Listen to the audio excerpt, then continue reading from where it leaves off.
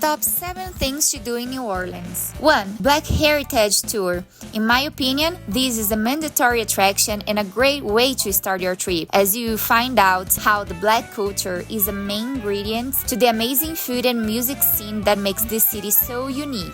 2. Visit the observation deck. At the View Orleans Observatory, you can admire NOLA from above and localize yourself. 3. Eat and drink your way through the city. One of the best things to do in New Orleans is to try the traditional dishes and drinks. Joining a cooking class and a food tour is highly recommended as well. 4. Listen to jazz day and night.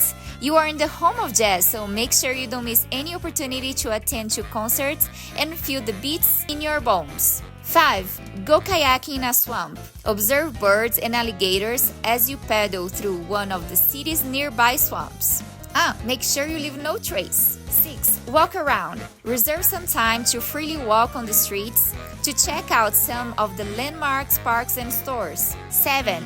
Enjoy the museums and exhibitions. From traditional options to immersive ones, there are dozens of them. Pick your subject of interest and go explore. More details are available in the post description. Save this post and follow Live More Travel More for more tips.